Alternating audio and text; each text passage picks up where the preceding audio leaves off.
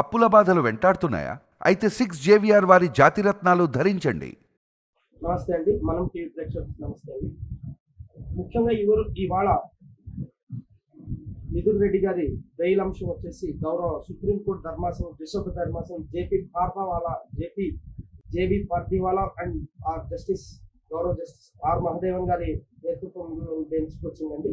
ఇవాళ అక్కడ సుప్రీంకోర్టులో SLP అంటారండి, special leave petition criminal 10272 of 2025 గా వచ్చిందండి. యాక్చువల్ ముఖ్యంగా మనం చూసుకున్నట్లయితే ఈ 3500 కోట్ల మద్యం స్కామ్ లో దాదాపుగా 34 మంది నిందితులుగా చేసిన 11 మందిని ఆల్రెడీ అరెస్ట్ కూడా కాబట్టారు.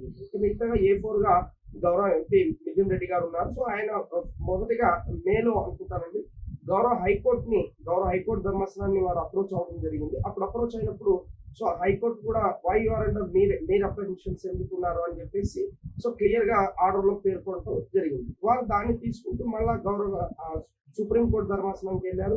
అక్కడ కూడా వాళ్ళకు matter has been remanded back to the గౌరవ ఏపీ హైకోర్టు. అక్కడ మ్యాటర్ రిమైండ్ అయిన తర్వాత కంప్లీట్ గా మొన్న 25వ తారీఖు నుండి మొన్న 15వ తారీఖున 2025 15వ తారీఖున క్రిమినల్ పిటిషన్ 2904 ఆఫ్ 2025 క్లియర్ గా 25 పేజీల order justice T Andhra Pradesh high court ధర్మాసనం జస్టిస్ టి మల్లికార్జునరావు గారి నేతృత్వంలో క్లియర్ గా పూర్తి వాదనలు గౌరవ ప్రభుత్వం వారు కానీ మొత్తం సిట్ దర్యాప్తు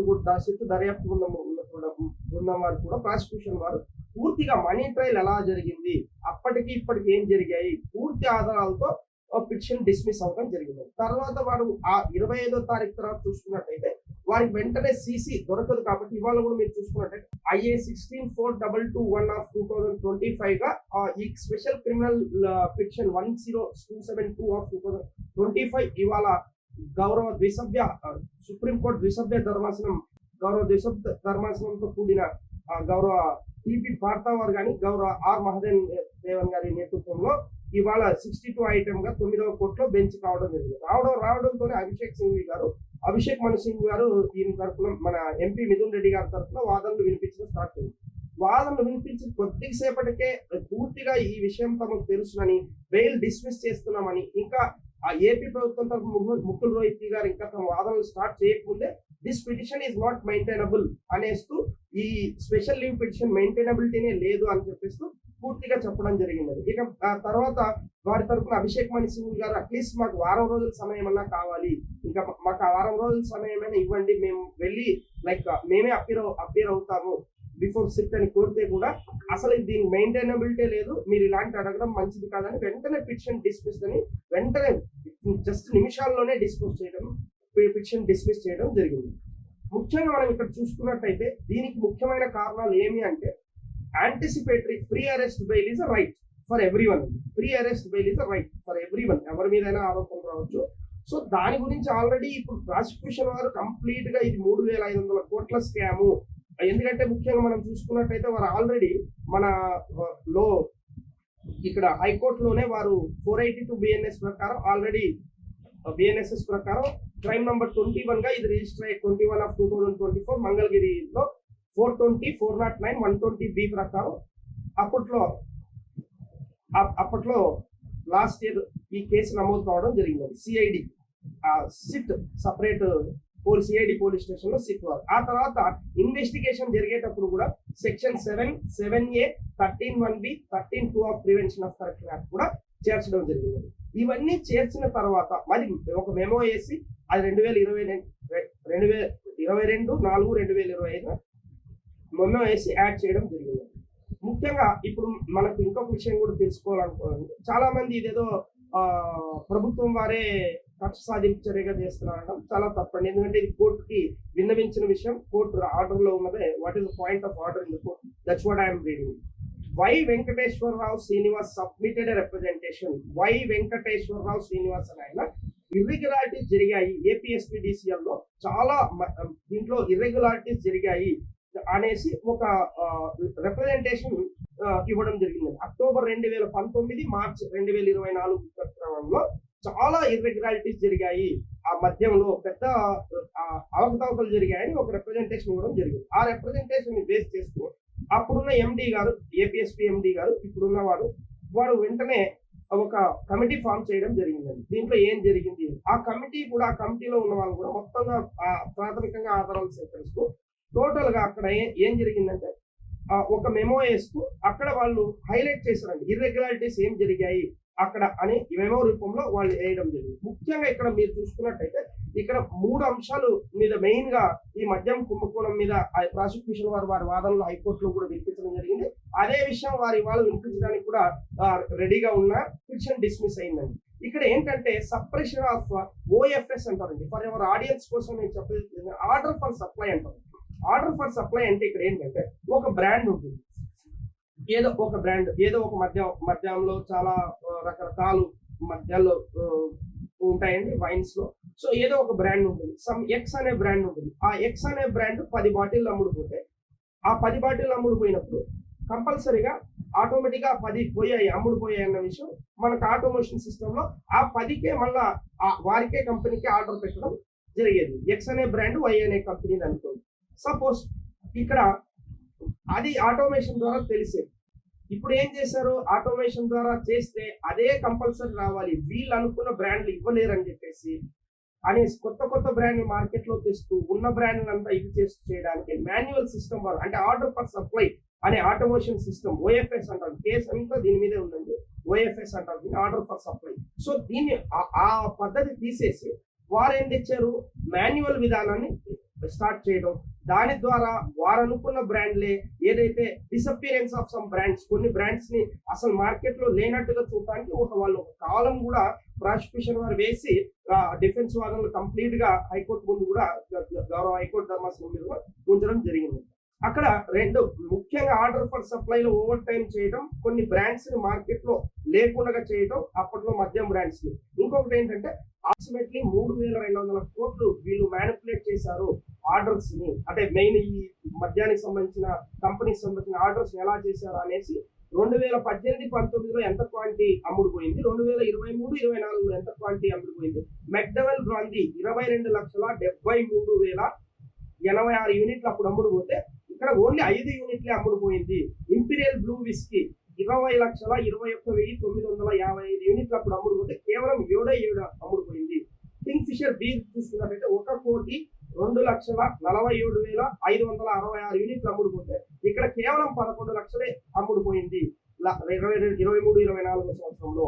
బడ్వైజర్ బీర్ చూసుకున్నట్టయితే మీకు 22,52,195 చూస్తే 2023-24 వచ్చే జీరో, అసలు అది ఎక్కడ అసలు ఆ బ్రాండే లేకుండా చేయండి. సో ఈ విధంగా మార్కెట్ షేర్ కూడా మీరు చూసుకున్నట్టయితే మెక్డవెల్ బ్రాందీ అప్పట్లో 2018-19లో 23.41% ఉంటే కేవలం 2.15 పడిపోయింది. కింగ్ ఫిషర్ బీర్ కూడా 29.5% అప్పట్లో 2018-19లో అమ్ముడు కూడా ఇక్కడ కేవలం 3.21% ఉంది. బడ్వైజర్ బీర్ కూడా 1.25 పడిపోయింది, 11.43% అని చెప్తూ ఇలా కొత్త బ్రాండ్స్ ఏవైతే తెచ్చారో వాళ్ళు ఓషన్ బ్లూ విస్కీ అయితే దారు house whisky, supreme blend whisky, 9C horse whisky, Andhra gold whisky, good friend whisky, HD whisky. So వాటి యొక్క క్వాంటిటీ ఇంటెండ్ అవ్వడం కూడా మొత్తం పొందుపరిచాము మేము. సో ఈ కొత్త కంపెనీస్ డిస్టిలరీస్ ఇదంతా మీరు హవాలాగా వీరికి సంబంధించిన అన్నది ప్రాసిక్యూషన్ వారు తమ దగ్గర మొత్తం ఆధారాలు ఉన్నాయని చెప్పేసి చెప్పడం కూడా జరిగిందండి. అదే విధంగా సిద్ధార్థ్ లూత్రా గారు కూడా ఇంకా 6 FIRs ఉన్నాయని చెప్పడం జరిగిందండి. నిరంజన్ రెడ్డి గారు 6 FIRs లేవు, 2 ఆల్రెడీ అక్విటల్ అయ్యారు. అక్విటల్ అంటే నిరపరాధిగా ఆయన ప్రూవ్ అయ్యింది. ఇక 2 కేసులు ఏదో ఎలక్షన్ టైంలో పెట్టినారు, కానీ ఈయన పైన ఏ కేసులు లేవని చెప్పేసి ఇంతకు ముందే హైకోర్టు ధర్మాసనం ముందే ఇవన్నీ చెప్పడం జరిగింది. ఇక్కడ ముఖ్యంగా మనం చూసుకున్నట్టయితే LW13 హియర్సే ఎవిడెన్స్ అవుతుంది. వారిని పట్టుకుని మీరు ఎలా చెప్తారు? Hearsay evidence, someone is just anyone. Niranjan Reddy గారు సీనియర్ కౌన్సిల్ గారు ఎవరైనా మాట్లాడుతూ ఉంటారు, మాట్లాడినంత మాత్రం ఎవరో చెప్పినంత మాత్రం వారు ఏది తప్పు చేసినట్టు కాదు. సో ఇది చాలా is very eligible for anticipatory bail అని వారు కూడా చెప్పడం క్లియర్ గా చెప్పడం జరిగింది. హియర్సే ఎవిడెన్స్ కూడా నిరంజన్ రెడ్డి గారు కూడా అప్పుడు కూడా Kalyan Kumar Gogoi versus Ashutosh Agnihotri versus another అనేసి మనకు ఒక అపెక్స్ కోర్ట్ ఏం చెప్పింది? Hearsay evidence is not good. Every act which is relevant on any ground must be proved by someone who saw it with own eyes and heard with his own ears అని ఉండాలి అని చెప్పి supreme court కూడా ఇలా చెప్పడం ఇదంతా. So total గా LW listed witness 113 witness మీదే టోటల్ గా వాళ్ళు ఆర్గ్యూ చేయడం జరిగింది. దానికి తర్వాత వీళ్ళు కూడా దీంట్లో ప్రైమ్ ఆఫీసీ ఉంది. ఇక్కడ A16 డీకాట్ లాజిస్టిక్స్ నుంచి PLR ప్రాజెక్ట్స్ కి ఏదైతే ఈయన అందులో కూడా మన ఎలక్షన్ అఫిడవిట్ లో కూడా ఈయన లైబిలిటీ ఉంది, 45 కోట్ల చిల్లర లైబిలిటీ ఉందని ఏదైతే చూపించారో, సో అక్కడ 5 కోట్లు మారాయి, 5 కోట్ల రూపాయలు జరిగిన మనీ ట్రయల్ మా దగ్గర మొత్తం ఎవిడెన్స్ ఉందని ప్రాసిక్యూషన్ వారు కూడా ఇంత చెప్పడం జరిగింది. ఇక్కడ LW ప్రాసిక్యూషన్ వారు కూడా 104, 108, 113, 121 వీరి యొక్క 164 స్టేట్మెంట్స్ ఏదైతే తీసుకున్నారో ఈ 164 స్టేట్మెంట్స్ వెరీ క్లియర్లీ A4 ఇందులో ప్రధాన నిందితులు, ఆయనే ప్లాన్ చేశారు, ఆయన ఇన్వాల్వ్మెంట్ ఇంత పెద్ద స్కామ్ లో మిథున్ రెడ్డి గారే ముఖ్య పాత్ర అనేసి వారు చెప్పడం జరిగింది. అదే విధంగా ఇక మనం చూసుకున్నట్టయితే అప్పుడు కూడా చాలా వీరు కూడా పొలిటికల్ వెండర్తా మీద ఇది వచ్చిందని ఈ విధంగా కంప్లీట్ గా చెప్పడం జరిగింది. ఇక్కడ ముఖ్యంగా మనం చూసుకున్నట్టయితే చాలా ఇది క్లియర్ కట్ గా 3,500 కోట్ల రూపాయలు కిక్ బ్యాక్స్ గా చేరాయి. సెటిల్ ప్రిన్సిపల్ ఆఫ్ లా ఏముంది, 438 CRPC లో కూడా పాత CRPC అయినా ఇప్పుడు ఉన్న 528 BNSS ప్రకారం అయినా కూడా ఏమున్నాయి, ఎక్స్ట్రాడినరీ సర్కమ్స్టెన్సెస్ ఓన్లీ కన్సిడర్ చేయాలి. ఈ అందులో ముఖ్యంగా గౌరవ హైకోర్టు ధర్మాసనం కూడా ఇందులో కస్టోడియల్ ఇంటరాగేషన్ అవసరము, ఖచ్చితంగా కస్టోడియల్ ఇంటరాగేషన్ చేయాలి. కస్టోడియల్ ఇంటరాగేషన్ అవసరమైన కేసు అంటూ 25 పేజీల సుదీర్ఘ తీర్పు వారు ఇవ్వడం జరిగిందండి. మళ్ళీ ఇవాళ కూడా గౌరవ సుప్రీంకోర్టు ధర్మాసనంలో జస్టిస్ గౌరవ సుప్రీంకోర్టు దిశభ ధర్మాసనం JP పార్థివాలా R మహదేవన్ గారి నేతృత్వంలో స్టార్టింగ్ లోనే ఉదయం జస్ట్ 11:30 సమయంలో ఇది మ్యాటర్ లిస్ట్ అవ్వడం జరిగిందని సప్లిమెంటరీగా క్రిమినల్, ఎందుకంటే ఇక హైకోర్టులో డిస్మిస్ అయింది కాబట్టి ఆ రోజు 15వ తారీఖే వారు అప్రోచ్ అవ్వడం జరిగింది. దానికి కూడా వారు ఒక IA కూడా వేసుకోవడం జరిగిందండి. అది IA 16422/2025 అనేసి, ఎందుకంటే మనకు వాళ్ళ 15వ తారీఖు జడ్జిమెంట్ వచ్చింది కాబట్టి వెంటనే CC కాపీస్ రావు కాబట్టి దానికి మనకు ఒక వెసులుబాటు ఉంటుందండి. Exemption for filing the CC copy of the impugned judgment అనేది ఉంటుంది. సో CC వేసుకోవడానికి ఇంప్యూన్ జడ్జిమెంట్స్ ఏది ఉన్నా CC వేసుకోవడానికి కొంచెం ఎగ్జామ్షన్ ఇస్తారు. సో దట్ ఈస్ అది వేసేసుకుని ఈ రోజు అలౌ చేసి ఇమ్మీడియట్ గా ఇవాళ బెంచ్ కూడా వచ్చిందండి. గౌరవ దిశభ ధర్మాసనం కూడా మొదట్లోనే ముఖ్యంగా గౌరవ MP తరఫున వాదన వినిపించిన అభిషేక్ మను సింఘ్వి గారు స్టార్ట్ చేస్తూ వాదనలు ఉన్నప్పుడే ఆల్రెడీ గౌరవ దిశభ ధర్మాసనం ఇది ఎలిజిబుల్ కానే కాదు అని చెప్పేసి స్టార్టింగ్ లోనే జస్ట్ 2-3 నిమిషాల్లోనే this is nowhere fit for the case because మేము మొత్తం we are aware about the complete case దీని గురించి, ఎందుకంటే ఆల్రెడీ ఇంతకుముందే సుప్రీంకోర్టు రావడం జరిగింది, దీంట్లో మనీ ట్రయల్ ఉన్నది, సో ప్రాసిక్యూషన్ దగ్గర ఆధారాలు ఉన్నాయి, సంపూర్ణ జడ్జిమెంట్ కూడా వారు కూడా చూసి కంప్లీట్ గా దీన్ని ఇట్స్ నాట్ మెయింటైనబుల్ అని చెప్పేసి డిస్మిస్ చేయబోతా ఉన్నప్పుడు మన సీనియర్ కౌన్సిలర్ అభిషేక్ మను సింగ్ గారు కూడా మాకు అట్లీస్ట్ కనీసం 7 రోజుల సమయం అయినా ఇవ్వండి, 7 రోజుల సమయం ఇచ్చినా మేము ఏదో విధంగా మేము అందుబాటులోకి వస్తాము, అరెస్ట్ కాకుండా 7 రోజుల సమయం ఇవ్వమంటే కూడా గౌరవ దిశభ ధర్మాసనం సో దీన్ని డిస్మిస్ చేస్తున్నామంటూ పూర్తిగా కొట్టేసారండి. ముకుల్ రోహిత్కి గారు కూడా AP తరఫున వాదనలు వినిపించబోతూ ఉంటే కూడా లేదండి అవసరం లేదు, this enough not fit case for that pre arrest bail because there are settled principles of law ఉంది, హైకోర్టు కూడా ఆల్రెడీ దీన్ని త్వరగా కన్సిడర్ చేసింది. సో టోటల్ గా case is very strong, prime officer అక్కడ ప్రూవ్ చేసుకోవాలి కాబట్టి ఇక్కడ యాంటిసిపేటరీ బెయిల్ రద్దవుతుందని వారి అభిప్రాయం పడడం జరిగింది.